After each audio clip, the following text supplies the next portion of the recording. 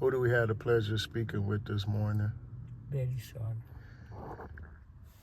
Bring us up to speed on what you've been dealing with or what's been going on in your life. Well, the same old stuff out here, you know. I pray every day. It's God to help me through this.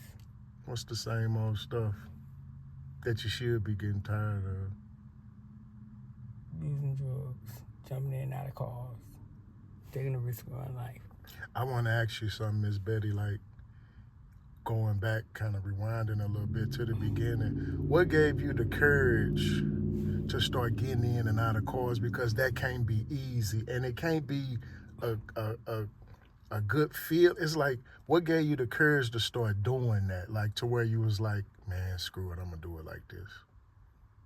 Like, what started that? What introduced you to that like that? One of the girls out here on the street where I first started over there on Up and Right in Walton. Was you scared? Well, you know I what I'm was saying? very scared. Like, when did you get over the fear? Like, how long did that take? The money. The money. The money. The money kind of negated the fear. Yes. Have you ever been in some bad situations situations? Like where it was a kind of life or death kind of situation? Yes, it is. Yes. So that didn't deter you from doing that? Because of the high. Chasing it. Okay.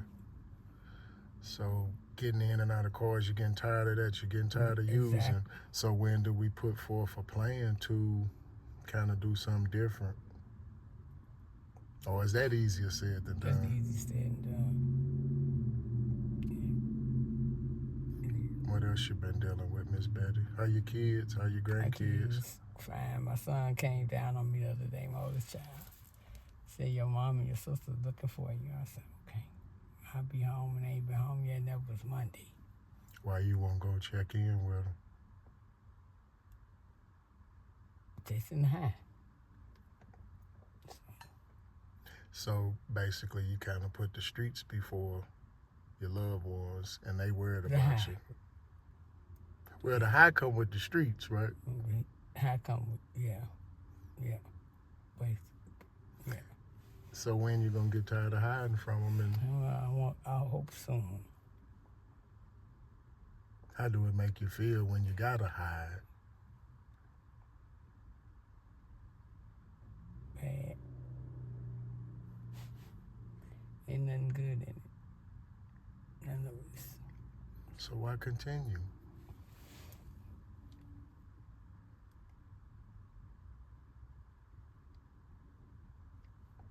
I guess it's the drug. I guess that's how it's designed. And when you're ready, you're ready.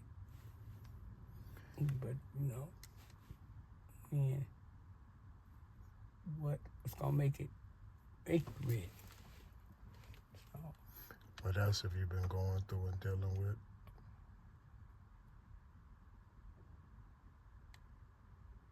Sadness.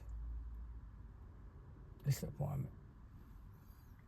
Have things been going on to make you like that, or that's just some emotions? It's basically that I'm away from my family, really. But that's that ain't a quick fix. But it's not. Yeah. No, because, there's something you don't want to do around your family. You don't want your family seeing that. From day one, you kept it separated. Yeah. So when is it kind of coming to a point where it's like, I'm going to just leave this alone and go with my family? Yeah. And the people you deal with, too. And the people you deal with, they evil people. Why you say that? Because they are. Ain't no good in that. They have you 1 minute and they throw it in your face the next. So, what else you been dealing with? That's basically it. So the evil, the streets. Yeah. And being that you're not an evil person, how do you kind of stay neutral with all the evil that surrounds you? Prayed up.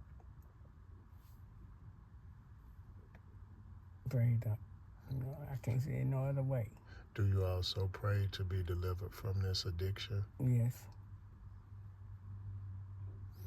Have you ever thought about the people, places, and things, Mm, and kind of removing yourself from certain, places, yeah. because certain areas you ain't gonna be able to stay clean if you keep frequenting them? Mm. It's gonna get cold out. What's the plan? Well, it's getting cold. Mm.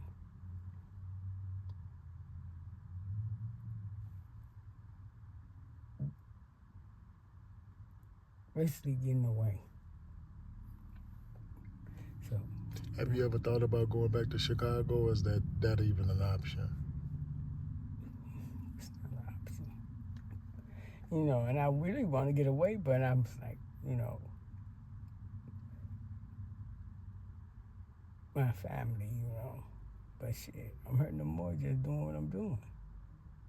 When you say get away, where would you like to get away to? I want to go to another state. But if you take the same frame of mind to the other state, what's the difference? Ain't gonna be no difference.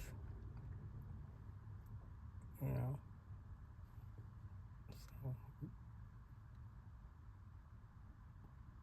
So, ain't no difference. What, So we gotta have a made up mind, though. We gotta have a made up mind. So would you have to go to rehab, or can you do it on your own?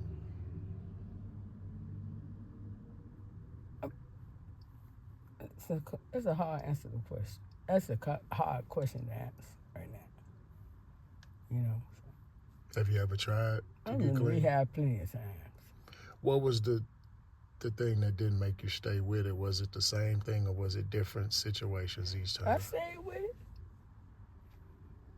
How long were you clean? 3 years. And then something kind of made you go Yeah. back.